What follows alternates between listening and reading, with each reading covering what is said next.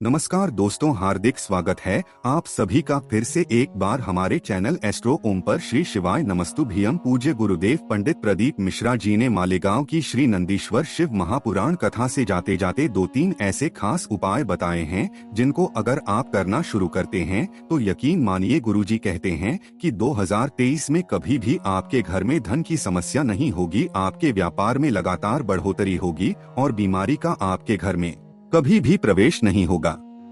तो चलिए जानते हैं क्या है वो उपाय, लेकिन इससे पहले एक निवेदन, अगर आप चैनल पर नए हैं तो कृपया चैनल को सब्सक्राइब अवश्य कर लें।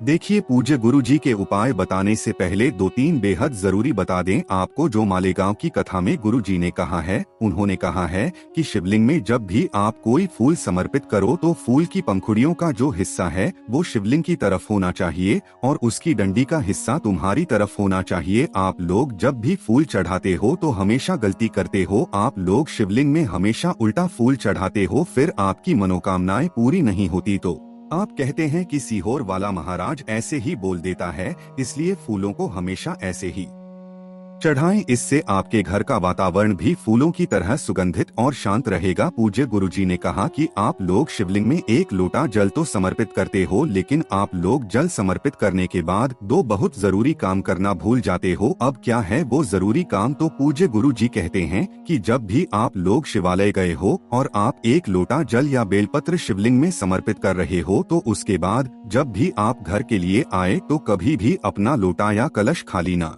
लाएं। भले ही आप उसमें 4 बूंद जल लाएं, लेकिन जलाधारी से जो जल नीचे गिरता है वो जरूर लाएं। अब इससे होगा क्या?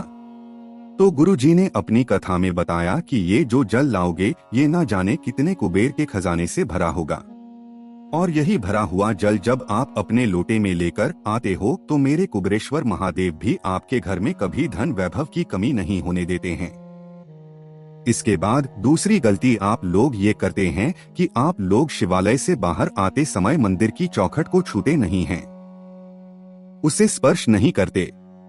पूज्य गुरु जी ने कहा कि शिव महापुराण की कथा कहती है कि जब भी शिवालय से बाहर निकलो तो मंदिर की चौखट को स्पर्श करके वो हाथ अपने माथे में अवश्य लगाना।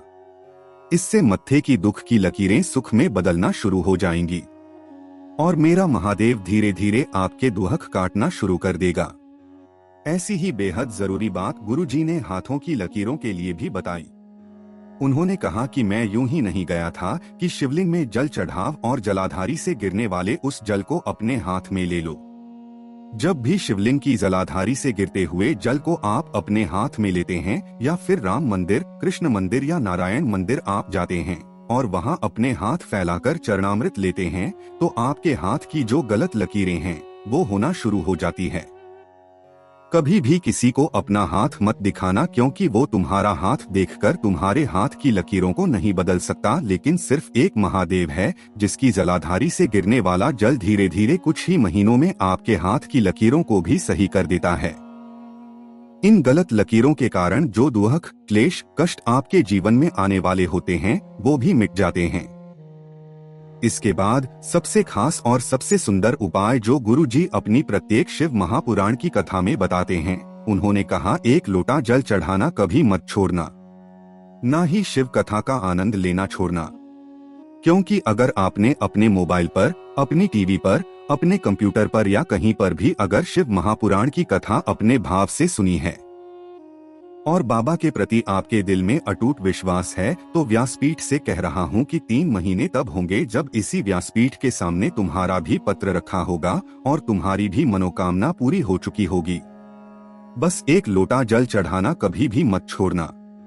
चाहे किसी भी प्रकार की समस्या हो, धन की समस्या हो, स्वास्थ्य की समस्या हो, व्यापार की समस्या हो, क्योंकि सारी समस्याओं का 1 लोटा जल। गुरुजी ने एक बार नहीं बल्कि कई बार कहा है कि बहुत ज्यादा धन की समस्या हो तो 1 लोटा जल के साथ 1 बेलपत्री भी चढ़ाने लगो। अगर बेलपत्री नहीं मिलती है तो शिवलिंग में चढ़ी हुई बेलपत्री उठाकर उसे धोकर फिर से चढ़ा दो और अपनी धन की समस्या मेरे अवगढ़ दानी से कह दो। सिर्फ 3 महीने ये उपाय करना, फिर तुम खुद मुझे पत्र लिखोगे। तो आपके पास भी अगर पैसों की समस्या रहती है तो ये बेलपत्री वाला प्रयोग जरूर करिएगा। इसके बाद पूज्य गुरुजी ने शिवालय में चढ़ी हुई बेलपत्री के लिए विशेष बात कही। उन्होंने कहा कि जब भी आप शिवालय जाएं और आपको शिवलिंग में कई सारी बेलपत्री दिख जाए या शिवलिंग के नीचे कई सारी बेलपत्री दिख जाए, तो आप लोग एक काम कर लेना, जितनी भी बेलपत्री हो उन सबको उठाकर अपने साथ अपने घर ले आना। घर पर लाकर उनको अपनी छत पर धूप में सूखा लेना और जब वो बेलपत्री सूख जाए तो उनको पीसकर उनका पाउडर बना लेना, क्योंकि बहुत से ऐसे लोग हैं जो बेलपत्री की पत्तियां नहीं खा पाते हैं, उनके लिए ये बहुत ही अच्छा उपाय है। पूज्य गुरुजी ने कहा कि इस सूखी हुई बेलपत्री का पाउडर बनाकर एक चुटकी से भी कम उस इंसान को खिलाना शुरू कर देना जिसे बीपी, शुगर या कोई भी गंभीर बीमारी हो, कोई भी समस्या हो। बस एक बात का ध्यान रखना, कुंदकेश्वर महादेव का नाम लेते हुए उस बीमार व्यक्ति को ये खिलाना। व्यासपीठ से कह रहा हूँ कि कुछ ही दिनों में वो इंसान धीरे धीरे अपनी बीमारी से राहत पाने लगेगा। ये कुंदकेश्वर महादेव के नाम से बेलपत्री का सेवन कराना, उसकी कितनी भी गंभीर बीमारी की समस्या हो उसे आराम जरूर मिलेगा। इसके बाद पूज्य गुरु जी ने शिव महापुराण की कथा में अपने को बढ़ाने का एक नया तरीका बताया। उन्होंने कहा, कभी भी शिवालय आप गए हो और आपके सामने वहीं शिवालय में कोई दीपक जलाने आया हो, लेकिन वो गलती से अपनी माचिस घर पर भूल गया हो, तो आप अपनी माचिस उसे दे देना। गुरुजी ने कहा, यकीन मानिए उस दीपक जलाने वाले को उतना पुण्य नहीं मिलेगा जितना पुण्य आपके खाते में जुड़ जाएगा। इसलिए आप 1 या 2 हफ्ते में एक माचिस जो आप शिवलिंग में दीपक जलाने के लिए ले जाते हैं वो वहीं शिवालय में ही छोड़कर आ जाया करिए, या फिर उस शिवालय में कोई पुजारी बैठते हो तो उनको देकर आ जाया करिए। काम आपके जीवन में न जाने कितने गुना पुण्य बढ़ा देगा। इसके बाद गुरुजी ने एक बेहद उपयोगी बात बताते हुए कहा कि अगर आप मंदिर में एक लोटा जल ना चढ़ा पाओ तो कोई नहीं, एक बेलपत्र ही चढ़ा देना। अगर एक बेलपत्र भी ना चढ़ा पाओ तो एक फूल ही चढ़ा देना। अगर फूल भी ना चढ़ा पाओ तो मंदिर के शिखर का दर्शन केवल कर लेना। और अगर आप ये भी नहीं कर पा रहे हो तो शिवालय के बाहर से जब भी आप निकलो तो उसकी चौखट के पैर छूकर अपने मस्तक पर लगा लेना। इसका फल आपको मेरा महादेव क्या देगा, ये आप सोच भी नहीं सकते। तो इनमें कोई एक भी काम आप जरूर से जरूर इस नए साल से करने लगना।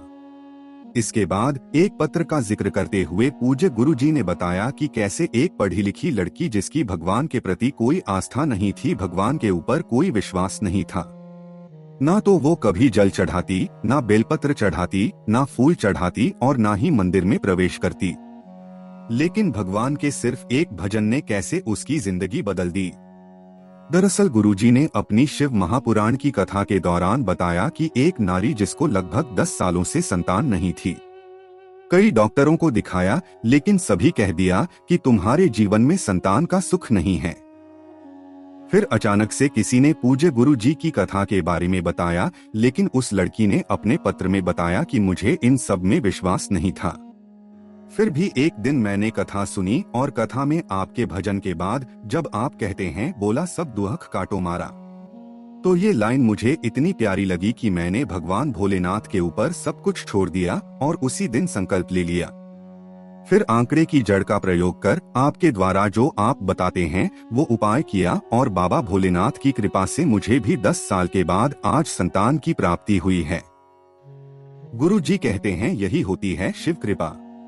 जब इंसान चारों तरफ से नाउम्मीद हो जाता है तो उसे सिर्फ एक ही सहारा होता है और वो होता है बाबा भोलेनाथ का सहारा। और वो भोले भंडारी आपका हाथ पकड़ लेता है और आपको पूरे रास्ते आपके साथ चलता रहता है। बस बाबा भोलेनाथ से आपका रिश्ता बहुत खास होना चाहिए। गुरुजी कहते हैं, दुनिया में हर किसी से आपका रिश्ता खराब हो जाए तो कोई दिक्कत नहीं, बस मेरे अवघड़ानी से कभी भी आपका रिश्ता खराब नहीं हो जाना चाहिए, क्योंकि मेरे बाबा से अच्छा रहेगा तो वो तुम्हारे जीवन में कभी भी दुखों को नहीं आने देगा। दुख अगर आता भी है तो आप बहुत ही जल्द कट जाएगा, समाप्त हो जाएगा। इसके बाद पूज्य गुरु जी ने एक बहुत ही जरूरी जानकारी दी। उन्होंने कहा कि हम जाने अनजाने में कभी कभी बहुत बड़ी गलती कर जाते हैं। जब भी आप किसी भंडारा में जाएं या आपके शिष्य महापुराण की कथा में आए हों और आपको प्रसाद दिया जा रहा है तो आप उतना ही प्रसाद लें जितना आप खा सकते हैं। क्योंकि अगर आपने प्रसाद ज्यादा ले लिया और आप उसे पूरा नहीं खा पाए और बचाकर उसे, या तो याद रखना आप लोग अपने जीवन में शिव महापुराण की कथा का पुण्य कभी ग्रहण नहीं कर पाएंगे। शिव महापुराण की कथा का लाभ बिल्कुल भी आपको नहीं मिलेगा, क्योंकि ऐसा करने से आप माँ अन्नपूर्णा का अपमान करते हैं। ऐसे में आपको कथा सुनने का कोई भी लाभ नहीं होगा। तो आपको जितनी जरूरत हो सिर्फ उतना ही प्रसाद लें। इसी के साथ पूज्य गुरु जी ने बताया कि रुद्राक्ष को अपने गले में अवश्य धारण करें। एक लाल धागे में रुद्राक्ष को अपने गले में धारण करें। बहुत लोग कहेंगे कि इसका कई तरह से शुद्धिकरण किया जाता है या गुरु दीक्षा ली जाती है के बाद रुद्राक्ष को धारण किया जाता है, लेकिन पूज्य गुरु जी ने कहा कि मैं व्यासपीठ पर बैठकर कह रहा हूं कि अगर आपके पास रुद्राक्ष है तो आप उसे किसी शिव मंदिर ले जाकर बाबा के मूल मंत्र श्री शिवाय नमस्तव का जाप करते हुए अपने गले में धारण कर लेना बस, और कुछ भी आपको करने की जरूरत नहीं है। ये आपको उतना ही लाभ देगा जितना गुरु दीक्षा या अन्य रुद्राक्षों का लाभ होता है। और एक बात हमेशा याद रखना कि अगर आप गले में रुद्राक्ष की माला पहनते हो तो आप हमेशा स्वस्थ रहेंगे। आपको कभी हार्ट की बीमारी नहीं होगी। शरीर के कमजोर अंगों को उस रुद्राक्ष से शक्ति मिलेगी और वो भी रोग मुक्त हो जाएंगे। तो दोस्तों, ये थी इस वीडियो में पूज्य गुरु जी द्वारा बताई गई कुछ खास जानकारी। अगर आप भी इन्हें अपने जीवन में शामिल करते हैं तो नया साल आपके लिए भी बहुत सारी खुशियां लेकर आएगा। मिलते हैं फिर एक नई जानकारी के साथ। भोलेनाथ की कृपा हम सभी पर बनी रहे। श्री शिवाय नमस्तुभ्यम।